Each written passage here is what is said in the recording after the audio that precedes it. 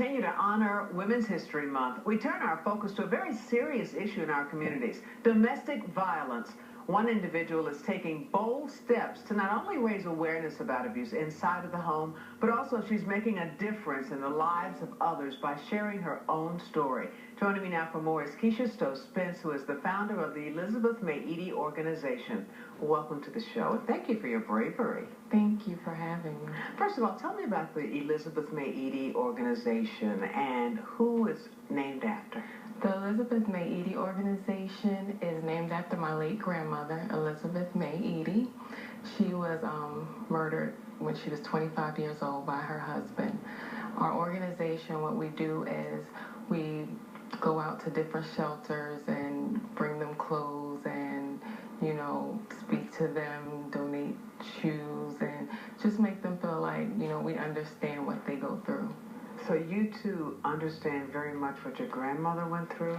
Yes, I do. I used to say domestic violence is me way before I was born. First, it started out with my grandmother. Then my mother endured 13 years of abuse. And I think that's when I should have started my journey on advocating against domestic violence. But I didn't really think much of it. I tried to forget about it. But then once I walked in the shoes of my mother and my grandmother, I realized that this is something that's not easy to get out of. Because it is an issue of power, and most people don't understand that. It becomes so acceptable, right? It's normal. It's like it happened to my mom, and people around me were going through the same thing. It's like, it's okay. Everybody goes through it, so what makes you any different? So when did it become too much for you? It became too much for me June of 2009, when my ex-husband attempted to take my life through strangulation. And at one point, I was going to let him go through with it because I was tired, until something snapped in my head, and it's like, you have 2 sons. And then I pretended to play dead, and he let go. But he was arrested, and I bailed him out 14 days later, and I stayed another year. When I realized it was too much is when, while I was laying next to him, I was contemplating in my mind how to get rid of him. And so that's when I say, you know what, it's time. Because if you stay, somebody's going to end up dead. And the children aren't going to have either one of you. So even when you weren't able to stay or leave for you, you just kept thinking of your children? I always had an excuse. Always making excuses why I stayed. Before the children, it's like, because I said till death do us part. I didn't literally mean death do me part. But I didn't want to break my vows. Then so what's it been like since the divorce? It's been good and bad. I have my ups and downs. Because there are challenges. There are challenges. And I go to therapy, and I'm not ashamed to say it, because that much time of being abused, it's hard to just... And especially when it's been generational for you. Exactly. So my son and I are in therapy, and we're doing better. So you became a victor instead of a victim, as we often hear. Yes, I'm so excited.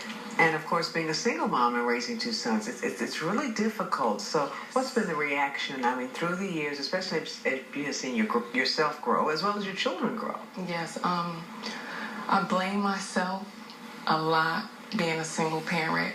Lord knows I never knew it was this difficult. I used to be upset with my mom because I couldn't get certain things, or we struggled a lot. And I thought she could do better. But until I'm in this place now, she was stronger than I ever am right at this point. What's the reaction you get from people when you share your story, and how do you really help them? The reaction is not what I expected, because I shared so much personal information in my book. I thought people were going to look down on me, but their reactions are like, you're so courageous. And then they start telling me about what's going on in their lives.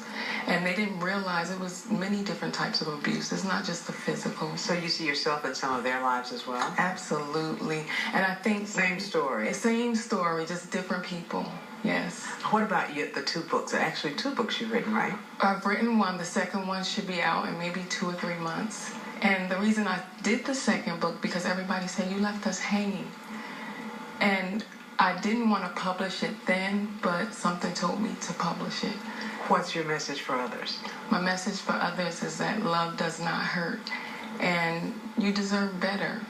You just What would be your message for Rihanna? Rihanna, wow. My message for Rihanna is that it may look like it's okay right now, but they don't change. You know, it's that honeymoon period.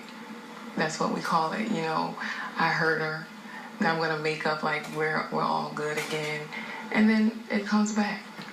Thank you so much. You're very welcome. All the best to you. Thank you. Next week.